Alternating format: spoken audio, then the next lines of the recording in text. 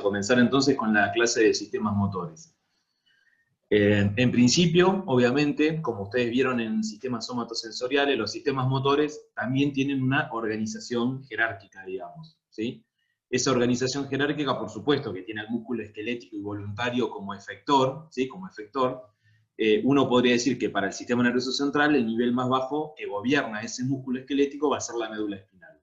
Pero, obviamente, arriba, ¿sí? Está el tronco encefálico, ¿sí? Que a través de vías motoras desciende hacia la médula espinal para dar orden a las neuronas motoras de la médula espinal para que a su vez produzcan el movimiento voluntario, o el movimiento reflejo postural como vamos a ver ahora. Y obviamente consideramos un nivel más alto que es la corteza cerebral, especialmente a través de sus cortezas motoras. Cuando hablamos de cortezas motoras, nos referimos a la corteza motora primaria, aquella que tiene el más bajo umbral para iniciar el movimiento, especialmente el movimiento que tiene que ver con la aprehensión de objetos, etc., pero también a las otras áreas motoras que participan en el planeamiento motor, en la organización y en otro tipo de movimientos. Y obviamente, ¿sí? La corteza cerebral puede enviar órdenes directamente a núcleos del tronco encefálico, ¿sí? Y desde allí bajar a la médula espinal, o directamente, ¿sí? Desde la corteza hasta la médula espinal. En la médula espinal, las neuronas motoras, que de ahora en más las vamos a llamar alfa-motoneuronas, ¿sí? Aquellas cuyos axones salen de la médula espinal e inervan al músculo esquelético, las vamos a ver que se organizan en la médula espinal en dos grandes grupos. Un grupo que va a estar ubicado más medialmente, ¿sí? A ese grupo lo llamamos grupo ventromedial de alfa-motoneuronas, y al otro grupo lo llamamos neuronas dorsolaterales. Y entonces nosotros decimos que cualquier vía, ¿sí? Del tronco encefálico o de la corteza cerebral que desciendan a la médula espinal y terminen, ¿sí? Inervando, digamos, a alfa-motoneuronas ventromediales, a todas esas vías las vamos a llamar ventromediales.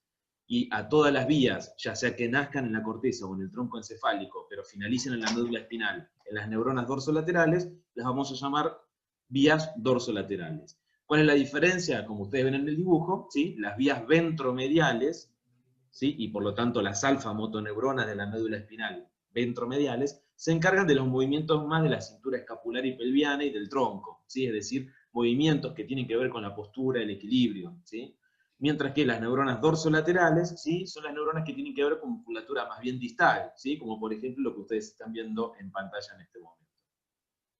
Y obviamente tenemos otras dos estructuras que ustedes van a ver la clase que viene. O sea, el viernes que viene ustedes van a terminar de ver básicamente sistemas motores con cerebelo y núcleos de la base, y van a comprender cuál es la función distintiva que tienen estos dos con respecto a la corteza y el tronco. Como ya ven en este gráfico, ¿sí? Ni el cerebelo ni los núcleos de la base ejercen efectos directos sobre la médula espinal y obviamente mucho menos sobre el músculo esquelético, sino que todos los efectos los generan a través de su acción sobre la corteza cerebral o el tronco encefálico. Ahora bien, nosotros tenemos tres tipos de movimientos básicos. Uno es el movimiento reflejo, del cual hoy vamos a aprender uno de ellos especialmente, le vamos a dar mucha importancia, ¿sí?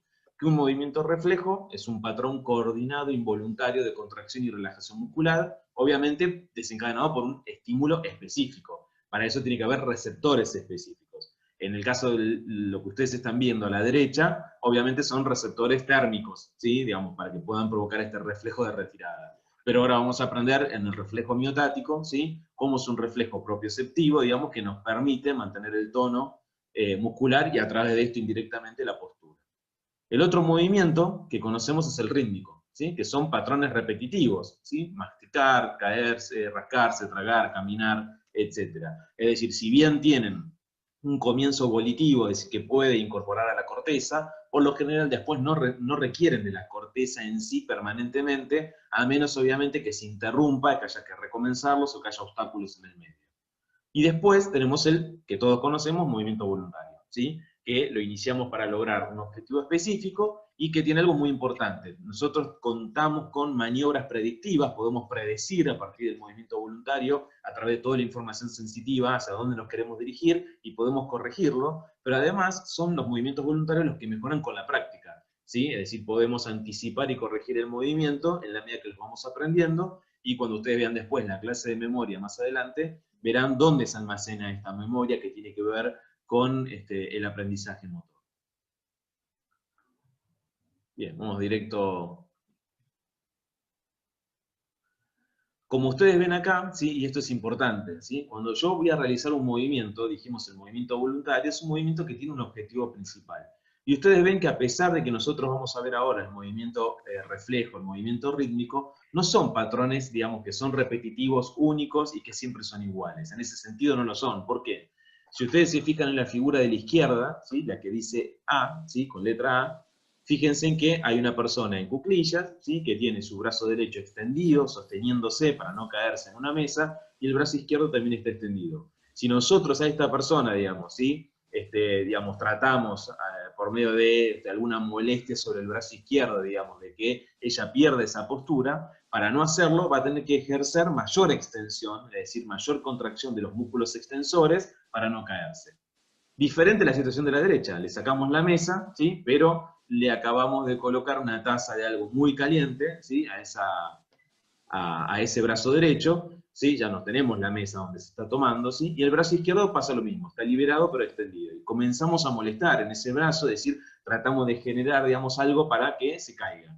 Y acá es diferente, ¿por qué? Porque si yo quiero sostener el vaso y que su contenido no se derrame, ¿sí? Necesito la contracción al mismo tiempo de extensores y de flexores para que se ponga rígido el brazo. Entonces fíjense en que en una misma postura, pero con dos objetivos diferentes, obviamente, ¿sí? Yo voy a utilizar musculatura completamente diferente.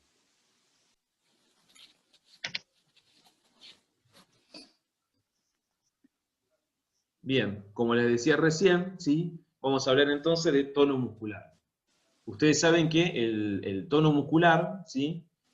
Fue definido hace muchísimo tiempo, ¿sí? Como una tensión ligera y constante que tiene el músculo sano, donde se vio que ofrece una cierta resistencia cuando se lo mueve pasivamente. Es decir, cuando yo estoy frente a una persona, ¿sí? O a un paciente y quiero tomarle el tono muscular, quiero saber si el tono muscular es el adecuado, lo único que tengo que hacer fundamentalmente es decirle que él no ejerza ningún tipo de movimiento activo, ninguna resistencia con su corteza cerebral. Es decir, le digo que se mantenga en forma pasiva, tranquilo, y yo estiro, como dice acá, ¿sí? Estiro pasivamente, ¿sí? Por ejemplo, su mano, los dedos de la mano, el antebrazo, el brazo, y así con cada una de las partes de su cuerpo. E igual, a pesar de que él no está ofreciendo ninguna resistencia consciente, yo observo que hay una propiedad intrínseca aparente de ese músculo, ¿sí? Que es una resistencia activa.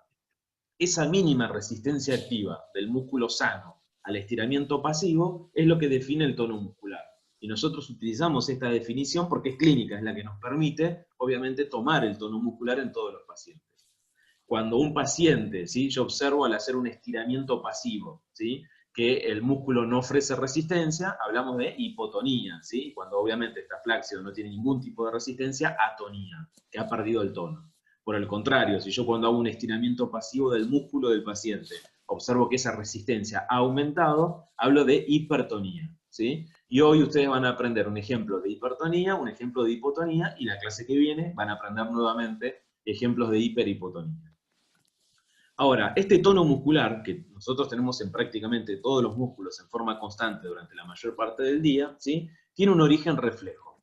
Y esto se sabe porque por diferentes, obviamente, acciones que se realizan en animales, pero que después lo vimos nosotros en pacientes, digamos, que han sufrido accidentes o cirugías, desaparece el tono muscular si yo secciono las raíces posteriores o anteriores de la médula espinal. Entonces lo que vamos a hacer ahora es estudiar cuál es el origen del tono muscular. Y el origen, la base del tono muscular, es un reflejo que se llama reflejo miotático, ¿sí? Que en todos los libros van a escuchar que es un reflejo monosináptico, ¿sí? Nosotros vamos a ver por qué se lo llama monosináptico, pero van a ver que para que este reflejo, digamos, aparezca de la manera que yo lo conozco y lo tomo en los pacientes de la manera en que lo tomamos, participan numerosas sinapsis para que salga tal como lo conocemos. Esto es lo que les decía de cómo se toma el tono muscular, ¿sí? Ven que el paciente está tranquilo, no está poniendo resistencia. Y el médico está provocando el estiramiento, ¿sí? Pasivo de la musculatura. ¿Sí? Alta velocidad en el hombro. ¿Sí? Y lo mismo en miembros inferiores. Esta maniobra, esa de espasticidad, si yo quiero evaluar el tono. Bien, entonces ya sabemos, ¿sí? Lo que es el tono muscular, ¿sí? Que es la resistencia activa al estiramiento pasivo, sabemos que su base es el reflejo miotático. Y como todo reflejo, nosotros tenemos que aprender en el reflejo miotático cuál es el estímulo, ¿sí? Cuál es el receptor, cuál es la vía aferente, es decir, de ingreso, ¿sí? Al sistema nervioso central, cuál va a ser, qué parte del sistema nervioso va a ser el centro integrador, cuál es la vía eferente o de salida del sistema nervioso central, cuál es el efector, que en nuestro caso obviamente va a ser el músculo esquelético, y cuál es la respuesta que tiene ese reflejo. Bien, entonces, acá tenemos un dibujo, ¿sí?, del reflejo miotático, ¿sí?, que dijimos que es la base del tono muscular, entonces vamos a aprender todos sus componentes, ¿sí? Primero, el receptor, ¿sí?, es el uso neuromuscular, ¿sí? El uso neuromuscular es una estructura encapsulada que dentro tiene varias fibrillas especializadas, ¿sí? Es decir, que podríamos decir que el uso neuromuscular es una estructura que mide de 4 a 10 milímetros, pero que es un músculo dentro de un músculo mayor, ¿sí? Por ejemplo, en este caso sería el bíceps, y el bíceps tiene numerosos usos neuromusculares distribuidos a lo largo y a lo ancho, ¿sí?, de la extensión de ese músculo. Entonces, el uso neuromuscular está compuesto por fibrillas rodeadas por tejido conectivo especial, una cápsula de tejido conectivo, ¿sí?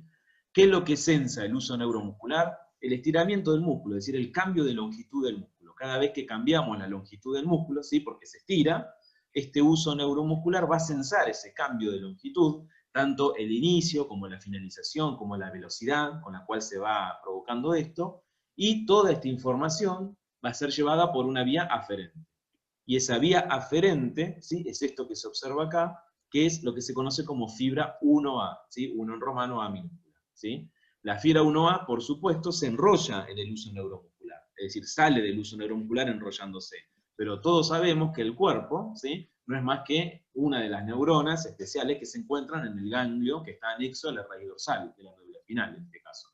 Entonces, ahí está el cuerpo de esa neurona, cuyo axón periférico se va a enrollar en este caso, ¿sí?, en el uso neuromuscular, y la prolongación central ingresa a la médula espinal por el asta posterior. Obviamente es una fibra sensitiva, lleva información hacia el sistema nervioso. El centro integrador, en este caso, para el reflejo bicipital, que ustedes después lo van a ver, ¿sí?, el centro integrador sería la médula espinal.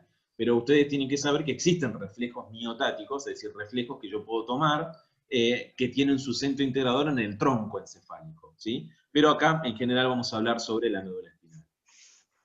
Y, obviamente, ¿sí?, esa fibra 1A, cuando ingresa por el asta posterior de la médula espinal, hace sinapsis con lo que va a ser el comienzo de la vía eferente, ¿sí? La vía eferente es la alfa-motoneurona, ¿sí?, que es como decir neurona motor inferior también, ¿sí?, neurona motor inferior. Entonces la vamos a llamar alfa-motoneurona o neurona motor inferior de la médula espinal, que como ya habíamos dicho, ¿sí?, estas alfa-motoneuronas no están desorganizadas, se organizan en dos grandes grupos, ventromedial o dorsolateral, dependiendo a qué músculos se dirijan. En las ventromediales van a ir a músculos proximales para la postura, y las dorsolaterales a los músculos distales para la aprehensión, por ejemplo, de objetos.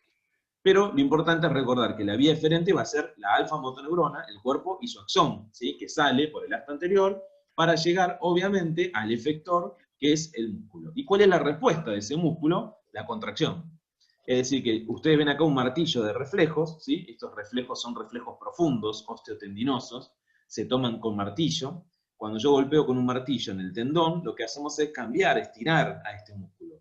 Eso es sensado por el uso neuromuscular, descarga la fibra 1A, que hace sinapsis con la alfa-motoneurona, ¿sí?, del bíceps en este caso, porque fue el músculo al cual yo estimulé, y esa alfa-motoneurona, que su axón se dirige hacia el bíceps, va a permitir la contracción del bíceps. Por supuesto, ¿sí?, para, digamos, llegar a la contracción efectiva de todo el bíceps, necesito muchas alfa-motoneuronas, ¿sí?, que no están solamente en un solo nivel de la médula espinal. Por ahí comparten 2 o 3 niveles, pero todas las alfa-motoneuronas con sus axones llegarán a este músculo y provocarán la contracción del mismo. Bien, como yo lo que hice fue tomar un reflejo, ¿sí?, golpeando con mi martillo de reflejo sobre el tendón del bíceps, y esto lo que provocó es la contracción del bíceps, ¿sí?, es decir, el acortamiento del bíceps, a esto se lo conoce como conexión homónima, ¿sí? Es decir, yo estimulo, digamos, cambio la longitud, estiro al bíceps, y el que se contrae el bíceps. Entonces esto se llama conexión homónima. Pero fíjense que para que el reflejo miotático, que es esto básicamente lo que acabamos de describir, funcione, salga mejor, digamos, se pueda ver, ¿sí?, mucho mejor, yo puedo utilizar también, ¿sí?, la ayuda de los músculos sinergistas, ¿sí? En este caso podría ser, por ejemplo, el braquial anterior, ¿sí? Entonces, fíjense en lo siguiente, a pesar de que yo con mi martillo solo estiro, ¿sí?, al músculo del bíceps, ¿sí? Las fibras 1A del bíceps llevan la información hacia la médula espinal, y como dijimos antes, hacen contacto con la alfa-motoneurona del bíceps. Pero también, ustedes ven acá, que hace esa misma fibra 1A cuando ingresa, hace sinapsis con alfa-motoneuronas de esos músculos sinergistas. Es decir, va a estimular a otras alfa-motoneuronas, las cuales van a contraer los sinergistas, y van a permitir, obviamente, que ayuden, ¿sí?, al bíceps para la flexión del antebrazo sobre el brazo. Como ahora yo estimulé el bíceps, el golpe fue sobre el tendón del bíceps, pero me ayudó un sinergista que tiene otro nombre, ¿sí?, a esto se lo conoce como conexión heterónima, ¿sí?, porque ha sido otro músculo el que ha colaborado. Pero para que esto, ¿sí?, digamos, sea más efectivo todavía, como yo lo que estoy estimulando son la flexión del antebrazo sobre el brazo, estimulando los flexores, lo que tendría que hacer es también inhibir los extensores. Entonces, fíjense que la fibra 1A, cuando ingresa por el asta posterior de la médula espinal, también estimula a una interneurona, que es esta pequeña que ustedes ven acá, ¿sí?, a una interneurona, y esa interneurona, ¿sí?, inhibe a la alfa-motoneurona del antagonista, que en este caso, por ejemplo, sería el tríceps. Es decir, que nosotros, de nuevo, al golpear, al estimular, al cambiar la longitud del bíceps, mediante este martillo, ¿sí?, el bíceps, la información viajó por la fibra 1A desde los usos neuromusculares, y esa fibra 1A estimuló a la alfa-motoneurona del bíceps, y lo llamamos conexión homónima, a la alfa-motoneurona de un sinergista, y a eso lo llamamos conexión heterónima, pero también estimulamos, mediante esa fibra 1A, a una interneurona, y esa interneurona inhibió a la alfa-motoneurona del antagonista, es decir, del tríceps. A esto último es lo que lo conocemos como inervación recíproca, es decir, hemos dado inervación, por un lado estimulando, ¿no?, obviamente la contracción de los flexores, pero también inhibiendo a los extensores. Por eso se llama inervación recíproca. Durante una parte del sueño llamado sueño REM, ¿sí?, este reflejo, que se llama reflejo miotático, se pierde para todos los músculos, con excepción, por supuesto, para el diafragma, los músculos del oído medio, algunos músculos como el cricofaringio, ¿sí?, y para los músculos oculares, que van a seguir activos, teniendo obviamente reflejo miotático, pero el resto se pierde. Pero son minutos, ¿sí?, porque en general el sueño REM dura minutos, digamos, a pesar de que se repite 4 a 7 veces durante la noche. Eso ya lo van a ver bien cuando vean sueño. Bien, entonces nosotros decimos que el reflejo miotático tiene dos componentes, ¿sí? Como dije recién, hay un componente tónico, que salvo en situaciones particulares, como aclaré la fase REM del sueño, y que es para algunos grupos musculares, lo tenemos en forma constante, ¿sí? Y hay un componente fásico, que es cuando yo lo pongo de manifiesto el reflejo, tomando los reflejos de mi paciente, ¿sí? Esto ya lo vimos, ahora les voy a mostrar algunos reflejos. Como vimos recién, ¿sí?, participan, ya les mostré una interneurona, ¿sí?, cómo participan las interneuronas, ¿sí?, en la médula espinal para facilitar a este reflejo. Hay una interneurona en especial que nosotros tenemos que conocer, ¿sí?, más allá de la que ya vimos recién, que era la que inervaba, ¿sí?, a la alfa-motoneurona del antagonista, ¿sí?, que es esta interneurona que se llama célula de Rengel, ¿sí? ¿Y por qué es especial? Porque la célula de Rengel va a tener otra función. Va a ser la interneurona que me va a permitir de alguna manera limitar el reflejo, es decir, que este reflejo vuelva a la normalidad. ¿Cómo es eso? Nosotros ya vimos que si yo golpeo el bíceps, ¿sí?, la fibra 1A del bíceps va a estimular a la alfa-motoneurona del bíceps y va a permitir la contracción del bíceps. Pero esto no es ad eternum, es decir, el bíceps luego vuelve a relajarse. ¿Y por qué ocurre eso? Porque la alfa-motoneurona, ¿sí?, cuando sale de la médula espinal para inervar al bíceps, ¿sí?, tiene una colateral, ¿sí?, es decir, inerva, estimula a la célula de Rengel. Y la célula de Rengel lo que hace es inhibir a la propia alfa-motoneurona. Es decir, que el impulso eléctrico que empieza con la alfa-motoneurona va hasta el bíceps, pero al mismo tiempo, ¿sí?, la célula de Rengel inhibe eso, ¿sí?, inhibe esa actividad. Entonces el bíceps se contrae y luego se relaja gracias a la actividad de la célula de Rengel.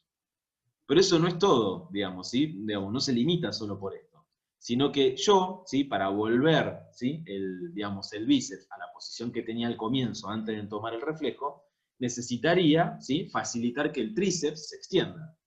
Entonces, ¿sí?, la célula de Rengel también lo que va a hacer es inhibir a la interneurona que estaba inhibiendo, ¿sí?, a la alfa-motoneurona del tríceps. Bien, como dije antes, ¿sí? Nosotros vamos a denominar unidad motora al conjunto de fibras musculares inervados por una alfa motoneurona. Pero es obvio, ¿sí?, que un músculo, ¿sí?, a un músculo no llega una sola alfa motoneurona. Como dije, llegan muchísimas alfa motoneuronas en diferentes lugares, y estas alfa motoneuronas están dispuestas no solo en un plano de la médula espinal, sino que por ahí están en 2 o 3 segmentos de la médula espinal. Pero lo importante es recordar que unidad motora es el conjunto de fibras que inerva una sola alfa motoneurona de la médula espinal. Y esto es importante, ¿sí? Digamos, cuanto más control fino de un músculo yo necesite, por ejemplo los dedos de la mano, ¿sí?, o los músculos oculares, que necesitan mucha, digamos, precisión justamente para la aprehensión de objetos, por ejemplo, ¿sí?, la unidad motora es más pequeña, que quiere decir que cada alfa motoneurona se va a encargar de pocas fibrillas, ¿sí?, de ese músculo. En cambio, cuando yo tengo una mayor masa muscular, ¿sí?, digamos, que no requiera tanta precisión, digamos, la unidad motora va a ser más grande, ¿sí? Es decir, va a haber más fibras inervadas por una sola alfa motoneurona. Y como dije antes, como las fibras de una unidad motora están repartidas por todo el músculo, ¿sí?, su activación solo genera una débil contracción muscular. ¿Qué quiero decir con esto? Si yo activo una sola alfa motoneurona en la médula espinal, el músculo no se contrae. Necesito numerosas, ¿sí?, unidades motoras para que todo el músculo se contraiga, digamos, en función de esto y pueda observar un movimiento. Bien, y a su vez, ¿sí?, las fibras musculares digamos, se pueden clasificar de diferentes formas. Hay fibras que se denominan tipo 1, que son resistentes a la fatiga, ¿sí? Es decir, la puedo utilizar durante mucho tiempo, digamos, ¿sí?, pero ejercen poca fuerza y poca tensión, ¿sí? Por ejemplo, los músculos del dorso, ¿sí? Y son las que nosotros llamábamos en histología como fibras rojas o oscuras, ¿sí? Y las fibras tipo 2 son las que nos permiten hacer mucha fuerza, pero por poco tiempo, ¿sí? Hacen contracción rápida de los músculos en el ejercicio intenso, y son lo que antes denominábamos como fibras blancas o pálidas, ¿sí?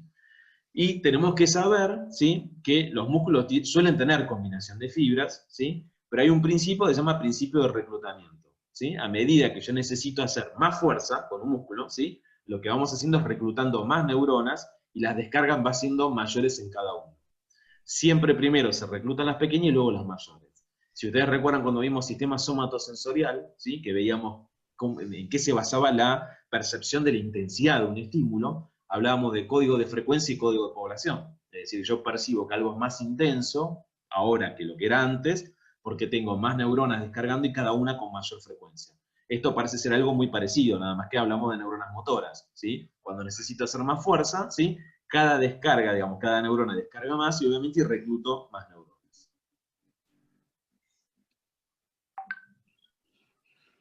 Bien, acá les estoy mostrando el uso neuromuscular. Como les conté antes, ¿sí?, dijimos que era un músculo chiquito dentro de otro, ¿sí? Generalmente tiene 4 a 10 milímetros. Fíjense que hay una cápsula de tejido conectivo y son varias fibrillas, ¿sí?, diferentes. Y alrededor de la parte media del uso neuromuscular es donde se enrolla la fibra 1A. Pero, si ustedes observan bien, ¿sí?, los extremos del uso neuromuscular son contráctiles, ¿sí? Es un músculo, ¿sí? Entonces son contráctiles, ¿sí? Y la neurona motora de la médula espinal que va a llegar acá a este uso neuromuscular no es la alfa motoneurona.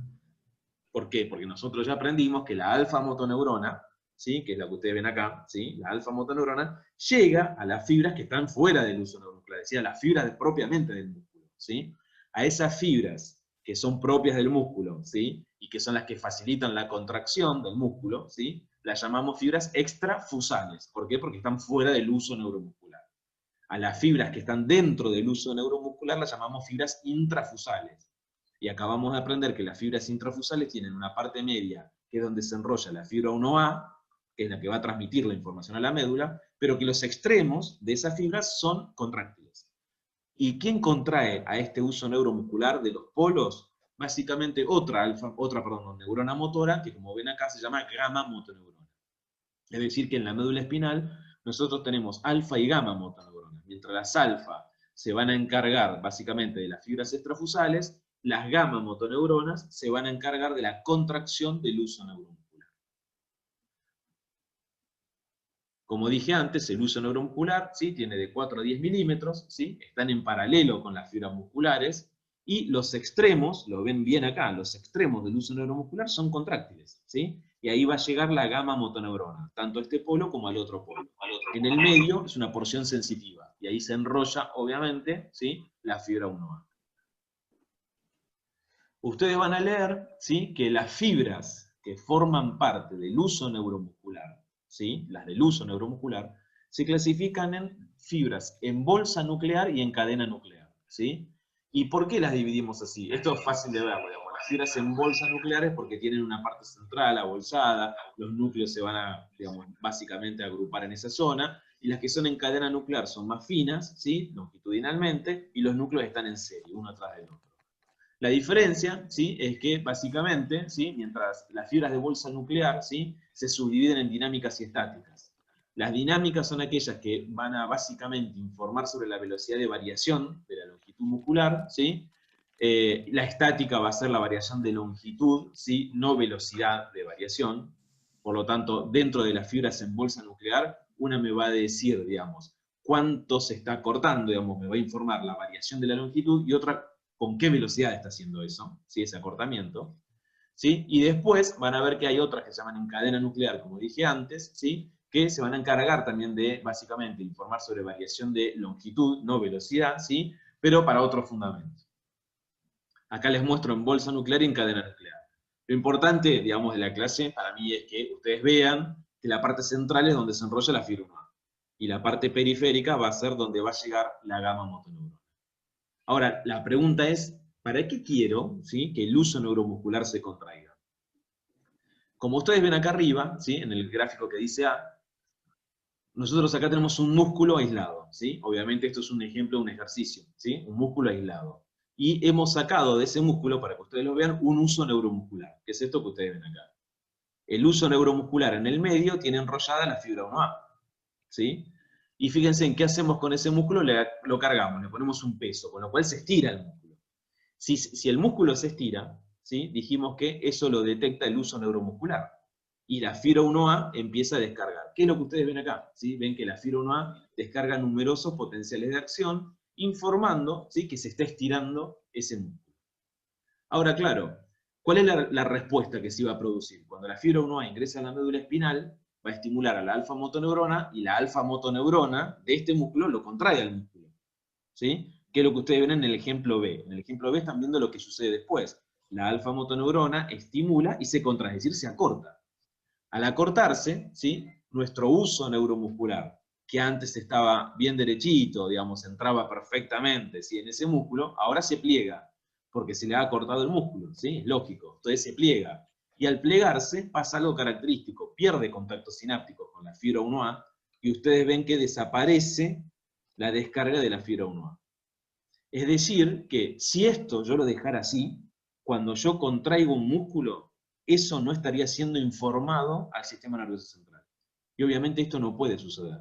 Yo necesito que el sistema nervioso central, la médula espinal, ¿sí?, el tronco, la corteza, el cerebelo, etc., todos estén informados con qué velocidad, qué músculos, ¿sí?, hacia qué lugar se están dirigiendo. Entonces, qué grado de acortamiento y velocidad de acortamiento tiene. Entonces necesito lograr que el uso neuromuscular, ¿sí?, ya no esté plegado, es decir, enderezarlo para que vuelva a descargar. Y ahí es donde entra la gama motoneurona. Inmediatamente, ¿sí?, a medida que el músculo se contrae y el uso comienza a plegarse, inmediatamente la gama motoneurona, que es lo que ustedes están viendo en la parte C abajo de todo, la gama motoneurona provoca la contracción de los polos del uso neuromuscular, ¿sí?, y esto permite, al enderezarlo nuevamente, que vuelva a descargar como ustedes ven acá. Pero ahora, ¿sí?, lo que está descargando, obviamente, ¿sí?, lo que está informando es que este músculo está contraído, no como la situación inicial. Este es el tricipital, ¿ven? Golpea el tríceps y ven, ahí está la extensión, ¿sí?, la extensión del antebrazo sobre el brazo. ¿Sí? Se puede tomar de varias maneras, esta es una. Acá es al revés de lo que mostramos, ¿no? Yo golpeo el tendón del tríceps, los usos neuromusculares del tríceps van a la médula espinal, ¿sí?, de ahí hacen contacto con las alfa motoneuronas del tríceps que se contraen. Y al mismo tiempo, esa fibra 1A estimulan a interneuronas para que inhiban, ¿sí?, al bíceps. Este es el aquiliano, que hay diferentes formas de tomarlo, acá tienen dos, ¿sí? Fíjense que evalúa el reflejo aquiliano, el segmento sacro 1, ¿sí?, De la médula espinal estamos hablando, por supuesto, no hay médula espinal en el sacro, ¿no? Es el segmento sacro 1, ¿sí? Entonces, por eso les decía que tienen valor localizador las lesiones. Bien, ya vimos reflejo y tono, ¿sí? Entonces vamos a postura, rápidamente. Nosotros decimos que la postura es la posición, ¿no?, que adoptan las diferentes partes del cuerpo en torno a un centro, digamos, a un eje central o a un centro gravitatorio. Y nosotros decimos, obviamente, que para que uno pueda adoptar una postura y tener reflejos posturales, para realizar movimientos y no caernos, observar objetos y no marearnos y caernos, etc., ¿sí?, necesitamos, para mantener la postura, una buena base que es el tono muscular. Por eso van a leer por ahí en algunos textos que dicen que la postura es como una mesa con 3 patas, ¿no? La base, donde se sustenta la postura, es el tono muscular. Es decir, sin tono no hay postura. Y por lo tanto, ¿sí?, como el tono depende del reflejo miotático, podríamos decir que sin reflejo miotático no hay tono, y sin tono no hay postura. Ahora, el tono, la postura, no solo se basa en la presencia de tono muscular, sino que requiere, ¿sí?, del aparato visual, del aparato vestibular, y de lo que conocemos como propiocepción. Como dije antes, ¿sí?, las neuronas inferiores o alfa-motoneuronas van a estar ubicadas en 2 sectores, se ubican anatómicamente en 2 sectores. Las ventromediales, como ustedes ven en el dibujo, para lo que es proximal, por lo tanto postura, justamente equilibrio, y las dorsolaterales, obviamente, para todo lo que es distal, como movimientos finos, segmentados y fraccionados. Y ahí las tienen bien dibujadas, ¿no? Las ventromediales acá en verde, en marrón, las dorsolaterales, a lo largo de toda la médula espinal, ¿sí? Entonces, las dorsolaterales se van a los músculos distales, movimientos finos, y las ventromediales se van a ir a los músculos proximales para la postura. Y entonces, nosotros decimos que existen vías motoras ventromediales y dorsolaterales, ¿sí? Entonces, lo que vamos a ver ahora es cuáles son las vías motoras que nacen en el tronco encefálico, ¿sí?, más allá que después puedan tener regulación cortical, ¿sí?, pero que nacen acá en el tronco encefálico, ¿sí?, y que van a terminar o en las neuronas ventromediales y van a servir para postura, o van a terminar en neuronas dorsolaterales y van a servir para movimientos finos y fraccionados.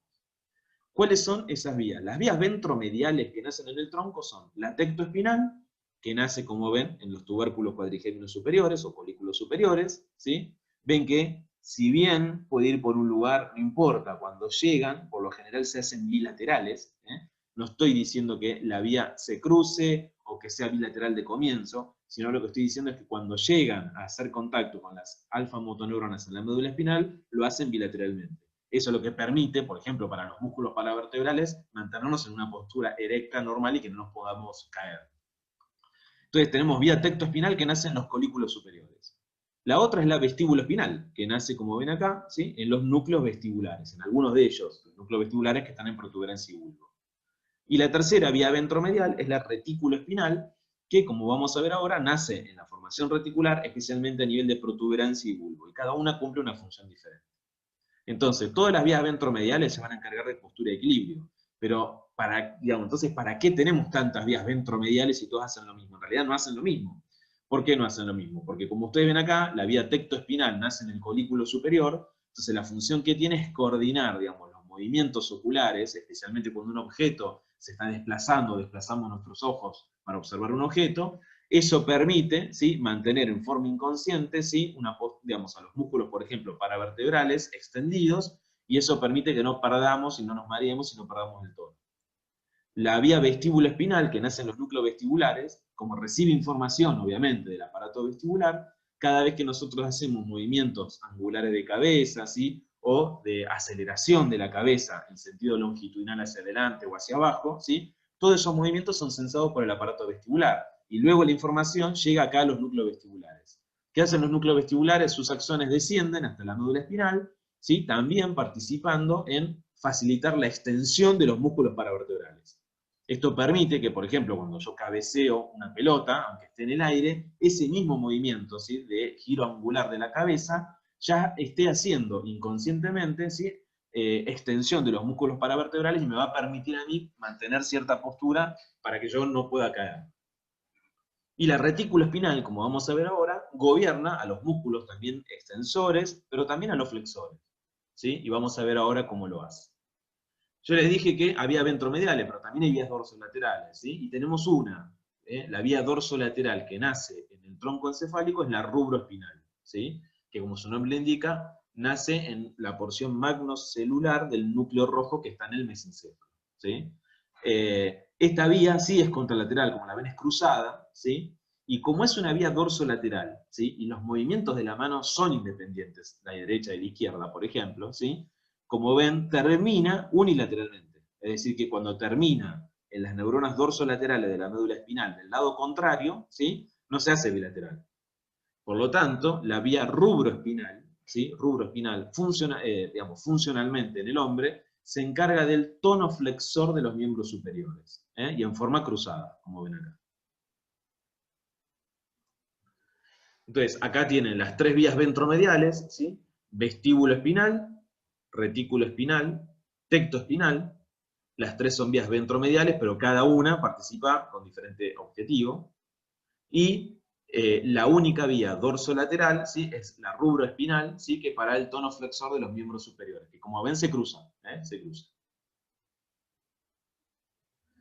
Y esas son las vías básicamente reflejas, ¿está bien? Pero ahora tenemos, obviamente, vías motoras para el movimiento voluntario. Y sin lugar a dudas, nuestra principal vía motora es la corticoespinal, ¿sí? Como ustedes saben, la vía corticoespinal, ¿sí? Se origina en la corteza motora primaria, pero también en la corteza somatosensorial y en cortezas suplementarias, ¿sí? Y esto es importante, digamos, porque participan también en la ejecución, pero reciben información del planeamiento y están recibiendo información y mandan información para que se desarrolle también la corteza sensitiva, ¿sí? Es un ida y vuelta. Como ustedes saben, ¿sí? De todo el conjunto del millón de haces que nace, digamos, en la corteza motora primaria, por así decirlo, entre comillas, ¿sí? Se decusan las pirámides el 90%, ¿sí? Por eso a esto lo llamamos córtico espinal cruzado o lateral, ¿sí? O también vía piramidal, ¿sí? Y hay un 10% que va a continuar directamente hacia la médula espinal, ¿sí? Y por lo general, ¿sí? Este 90% de la piramidal termina fundamentalmente en neuronas motoras más bien dorsolaterales, mientras que el 10% que sigue derecho va a terminar fundamentalmente en neuronas ventromediales. Bien, entonces, esto es lo que acabo de decir, ¿sí? Es nuestra vía piramidal, que es nuestro digamos, principal haz motor voluntario, ¿no? Cuando voy a hacer un movimiento voluntario, obviamente, está participando el córtico espinal cruzado, como ustedes están viendo acá. Esto, ¿sí? Es lo que hace, obviamente, que cualquier lesión, ¿sí? Un accidente cerebrovascular que afecte la corteza motora primaria del lado izquierdo del hemisferio izquierdo, me da una hemiplegia contralateral. Es decir, el paciente pierde los movimientos voluntarios del lado contralateral, porque el 90% de esto es cruzado, ¿sí? Una cosa más que me olvidaba. Como esto es una vía que nace en la corteza, ¿sí? A estas neuronas que están en la corteza las vamos a llamar neuronas superiores, neuronas motoras superiores, ¿sí? Para diferenciarla de las neuronas inferiores que ya vimos de la médula espinal, las alfa-motoneuronas. Entonces nosotros en un ratito ya vamos a ver la diferencia entre qué ocurre con una lesión de la neurona superior, qué ocurre con una lesión de la neurona inferior. Bien, esto lo vimos. Acá sí me quiero detener un segundito, que es lo siguiente. Yo les había contado, ¿sí? Que la formación reticular, que participa fundamentalmente en la regulación de la musculatura extensora, ¿sí? Y flexora paravertebral, es la formación reticular de la protuberancia y la vulva. La formación reticular de la protuberancia, ¿sí? Como ustedes ven, la formación reticular de la protuberancia, ¿sí? La mayor parte de las fibras que nacen ahí van a ser ipsilaterales, ¿sí? Y algunas pocas contralaterales. El haz que generan, ¿sí? El haz que se genera en la formación reticular puntina se llama haz retículo espinal medial. Y su función es estimular a motoneuronas gamma extensoras, ¿sí? Extensoras. Esto es lo que hay que recordar, ¿sí? Extensoras. La formación reticular vulvar principalmente es ipsilateral y forma el haz retículo espinal lateral y se va a encargar de inhibir a motoneuronas extensoras, ¿sí? Es decir, que si mi corteza cerebral, como ustedes ven ahí, mi corteza motora, estimulara, ¿sí? Voluntariamente, digamos, a la formación reticular de la protuberancia, lo que va a predominar es el tono extensor paravertebral. Mientras que si mi corteza motora estimula la formación reticular del bulbo, lo que va a predominar es la postura en flexión, digamos, justamente, ¿sí? Ahora, una cosa curiosa que se vio es que la formación reticular de la protuberancia también recibe mucha información, mucha aferencia, ¿sí? Estímulo, de la vía extralemniscal, del sistema anterolateral. que era la vía que llevaba temperatura, dolor y tacto grueso, ¿sí? Pero esto no ocurre con la formación reticular vulvar. Es decir, la mayor parte de las fibras del sistema anterolateral van a terminar acá. Esto es lo que nosotros habíamos visto en somatosensorial como vía espino-reticular, ¿sí? Esa vía espino-reticular, que era parte de la vía extralemniscal, justamente termina en la formación reticular de la protuberancia. ¿Y esto qué quiere decir? Que si yo estimulo, ¿sí?, a la formación reticular de la protuberancia a través de esta vía sensitiva, lo que voy a provocar es un tono extensor, un predominio del tono extensor, pero no voy a tener facilitación del tono flexor. Entonces, y esto es importante para entender en clínica qué ocurre. Fíjense en lo siguiente, si yo lesiono, ¿sí?, si yo lesiono en algún sector, ¿sí?, entre la corteza, digamos, y la formación reticular, ¿sí?, y la formación reticular, es decir, en el tronco, pero en esa lesión, ¿sí?, también lesiono, ¿sí?, al núcleo rojo, es decir, a las fibras que vienen descendiendo del núcleo rojo, por lo tanto anulo la vía rubroespinal, ¿sí?, lo que va a pasar es que la corteza motora parecería no poder darle información a la formación reticular, ni de la protuberancia ni del bulbo. Pero, como dijimos recién, la vía extralemniscal va a mantener estimulada a la formación reticular de la protuberancia. Entonces, en un paciente, ¿sí?, que va a estar en coma, obviamente, porque estas son lesiones gravísimas, ¿sí?, donde yo he desaferentado, es decir, no llega más estímulo desde la corteza al tronco, ¿sí?, y el lesionado, esto involucra al núcleo rojo, como dije recién, lo único que va a tener el paciente son posturas reflejas dadas por la estimulación de la vía extralemniscal sobre la formación reticular de la protuberancia. Entonces, ¿cómo va a encontrarse esta persona que está en coma? Obviamente va a estar en coma, o sea, inconsciente, con ojos cerrados, pero la postura que adopta es esta que ustedes ven acá.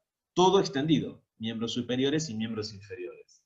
Y a esta postura se le llama postura de descerebración, ¿sí? Es decir, que cuando ustedes estudian postura de descerebración, es una postura que adoptan los pacientes gravemente enfermos, o sea, que están en coma, ¿sí?, después de lesiones de diferente tipo, pero donde lo que se ha producido, ¿sí?, es una lesión entre la corteza y el tronco, como dijimos recién, ¿sí?, que involucra, ¿sí?, a las fibras del núcleo rojo, ¿sí?, y esto hace, ¿sí?, que esas personas reciban estímulo del sistema anterolateral, es decir, de temperatura, dolor y tacto grueso, ¿sí?, pero que solo estimula la formación reticular de la protuberancia. Por lo tanto, estas personas nos acercamos a la cama, lo tocamos o lo estimulamos con un estímulo doloroso o térmico, ¿sí?, o simplemente el apoyo, el roce sobre la cama, provoca esta postura en extensión, porque la que está actuando es la formación reticular protuberancial. En cambio, ¿sí?, fíjense que acá puse lo mismo que antes, pero ahora involucro en el dibujo el núcleo rojo. Si yo tengo una lesión, ¿sí?, entre la corteza y la formación reticular, pero que está arriba del núcleo rojo, es decir, el núcleo rojo está sano, y la fibra, ¿sí?, rubroespinal está sana, ¿sí?, la vía rubroespinal está sana, que es la que mantiene el tono flexor de los miembros superiores, entonces, en este caso, el paciente va a tener, por un lado, ¿sí?, que el tono flexor del miembro superior puede estar intacto, así puede flexionarlo, y los miembros inferiores van a estar extendidos por lo que habíamos dicho antes, ¿sí?, porque predomina el tono extensor de la formación reticular de la protuberancia. Entonces la postura que adoptan estos pacientes es otra, con miembro superior flexionado gracias al núcleo rojo y el inferior extendido. Y esta postura se llama decorticación, ¿sí? La decorticación entonces involucra una lesión, ¿sí?, pero que está por arriba del mesencéfalo, ¿sí?, por arriba del núcleo rojo, ¿sí?, el núcleo rojo tiene que estar sano. Entonces acá ven el dibujo, ¿sí?, arriba, si lesiono arriba, por arriba del núcleo rojo, ven que acá está el núcleo rojo, si lesiono por arriba y el núcleo rojo está sano, yo lo que voy a generar es una postura llamada decorticación, con flexión del miembro superior. Pero si lesiono, ¿sí?, debajo, y involucra esa lesión al núcleo rojo o sus axones, la postura que va a predominar es la de extensión, y eso se llama descerebración. No quiero insistir mucho con esto, porque si no se hace muy largo, pero bueno, obviamente esto es la vía vestíbulo-espinal, que habíamos dicho que también es ventromedial.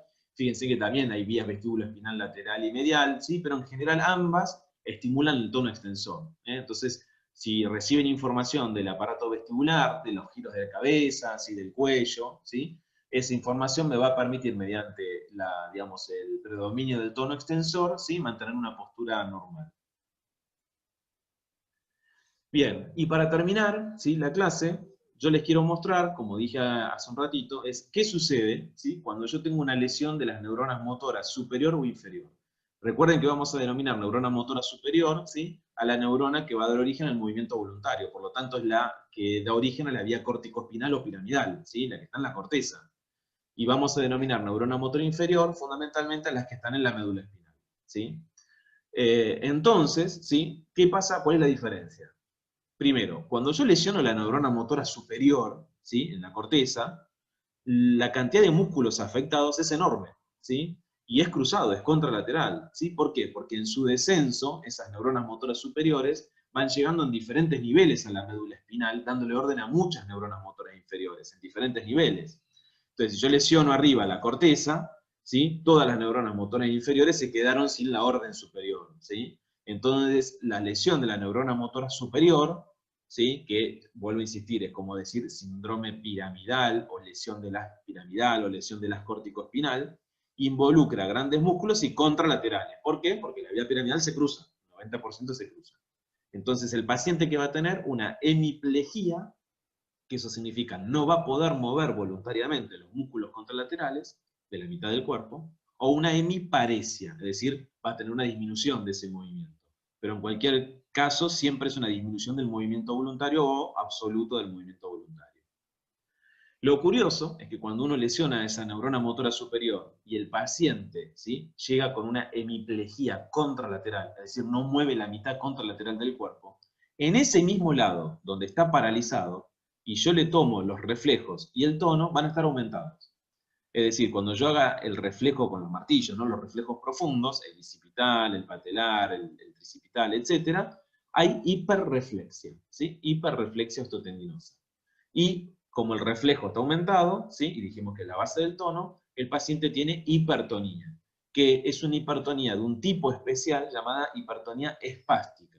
¿Eso qué significa? Que se da al comienzo, ¿sí?, cuando se acuerdan que el tono lo tomamos yo estirando pasivamente los músculos. Entonces, se da cuando yo estiro voluntariamente al comienzo a alta velocidad, ahí se observa esa hipertonía, pero luego desaparece, ¿sí? Eso ha dado algunos signos que ustedes van a ver ahora, ¿sí? Entonces, eso se llama espasticidad, ¿sí? Es un tipo de hipertonía, ¿sí?, en el cual se da al comienzo del estiramiento, ¿sí?, a alta velocidad, pero luego eso desaparece. Entonces, fíjense que tengo un paciente que, si yo le digo, supongamos que la lesión fue en la corteza motora primaria del hemisferio izquierdo, ¿no? Y yo le digo, levante su brazo derecho, no puede, porque perdió el movimiento voluntario. Pero si yo en ese miembro superior derecho, ¿sí?, le tomo el reflejo al bíceps, va a estar aumentado, ¿sí? Y cuando observe el tono, va a estar aumentado, va a tener hipertonía. Por supuesto, si yo no recupero al paciente, no se recupera, no hago kinesiología, etc., los músculos obviamente se atrofian. Eso es una atrofia por desuso, por no poder ejercer ese movimiento voluntario, ¿sí? Y aparecen, ¿sí?, tres cosas más que ustedes ven acá, de las cuales la más importante, por ahí que ustedes recuerdan, es el signo de Babinski, pero también aparece el clonus y la sincinesia, que ahora vamos a ver de qué se trata esto. Entonces, cuando yo tengo una lesión de la neurona motora superior, voy a tener un paciente con grandes grupos musculares afectados, dijimos que está hemipléjico, que es contralateral, porque la vía se cruza, que tiene hiperreflexia e hipertonía de ese mismo lado, y de ese mismo lado va a tener estos signos que se llaman signos de Babinski, clonus y sincinesia. Ahora, si yo lesiono la neurona motora inferior, esta afecta a pequeños grupos musculares, ¿sí? Porque, como dijimos antes, cada alfa motoneurona llega a fibrillas de un músculo. Entonces, si yo afecto, digamos, una gran cantidad de neuronas, de alfa motoneuronas, igual van a pequeños grupos musculares. Yo no voy a estar hemipléjico, ¿sí? Pero puedo perder el movimiento de, por ejemplo, un brazo, ¿sí?, o una zona de la pierna, etc. Y es ipsilateral, porque las alfa motoneuronas obviamente no se cruzan, ¿sí? Sus axones salen ipsilateralmente. Como las alfa-motoneuronas son parte del reflejo miotático, ¿sí?, porque eran la vía eferente del reflejo miotático, si yo las daño, ¿sí?, obviamente el reflejo va a estar disminuido o abolido. Por eso acá abajo observan hiporreflexia o arreflexia. Y si yo no tengo reflejo, el tono va a estar disminuido. Por eso ven acá hipotonía o atonía. Si yo obviamente esto tampoco se recupera y no hay rehabilitación, también va a haber atrofia, ¿sí? Pero esta atrofia es por lo que se llama por denervación, es decir, no hay un axón, digamos, que llegue con acetilcolina a esos músculos para inervarlos, ¿sí? Y aparece también un movimiento, digamos, que ahora vamos a ver de qué se trata, en la lesión de la neurona inferior, que son las fasciculaciones. Entonces, vamos a la lesión de la neurona superior. Les dije que aparecía algo que era el Babinski. El Babinski es esto, ¿sí? Si a cualquiera de nosotros nos hacen una maniobra, que es con un objeto romo, estimularnos desde la base hasta los dedos del pie por el lado externo del pie, ¿sí? De abajo hacia arriba, lo que vamos a observar es una respuesta normal plantar, flexora, es decir, se flexionan los dedos. En los pacientes que tienen lesión de neurona motora superior, esto se invierte. Como ven acá, en el video, ¿sí? Ven que el primer dedo, ¿sí? Se va hacia atrás y se abren en abanico el resto. Eso se llama signo de Babinski, ¿sí? Como están viendo en la foto. Y es, obviamente, habla de, si encuentro un paciente con este signo, de que tiene lesión en neurona motora superior. Esto que ven acá, ahora, es el clonus, que es también parte de la neurona motora superior cuando se lesiona. Fíjense, yo estimulo el pie, en este caso, y ven los movimientos, ¿eh? Son movimientos clónicos, de ida y vuelta, rítmicos, ¿eh? Eso es parte también, como dije recién. Y ahora lo que van a ver acá, ¿sí? Si se observan bien en toda esta región, ¿sí? Van a ver movimientos fibrilares pequeños. Esas son las fasciculaciones características de la lesión de neurona motora inferior. No sé si se ve, si lo pueden ver, son movimientos espontáneos, fibrilares. ¿Sí? ¿Ven?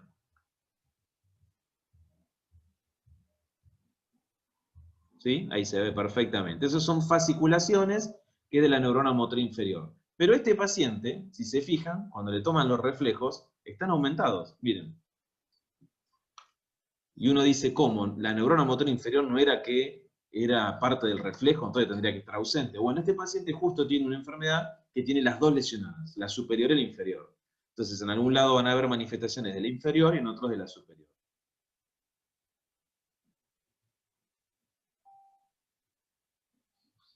No importa.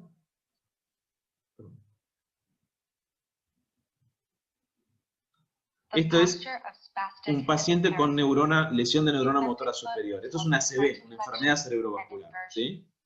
Ven que quedó con espasticidad, ¿sí? Una hipertonía del miembro superior más en flexión y en el miembro inferior más extendido. ¿Sí? Si se fijan al comienzo, ven, extendido. Esto es un médico, obviamente, que está simulando cómo caminan los pacientes que han quedado hemipléjicos o hemiparéticos, ¿no? En este caso, ¿sí? Fíjense, parece una postura en flexión en el miembro superior, en extensión en el miembro inferior, y parece una marcha, ¿sí? Sesgada o en guadaña, que se le llama, ¿sí? Como si arrastrara el miembro que no tiene un movimiento voluntario adecuado. Y esto de nuevo son las fasciculaciones, que les decía que se ven en neurona motora inferior. ¿Eh? Ven que son movimientos de fibrillas del músculo, no de una contracción del músculo. No es que se está contrayendo el músculo, sino son fibrillas, y se ven así. Que a veces ustedes pueden percibir fasciculaciones en el agotamiento, cuando hay acumulación de ácido láctico, en malas posturas, ¿sí? Pero esto estamos hablando ya de patologías, ¿no? Anormales. Puede haber en la lengua fasciculaciones, movimientos fibrilares.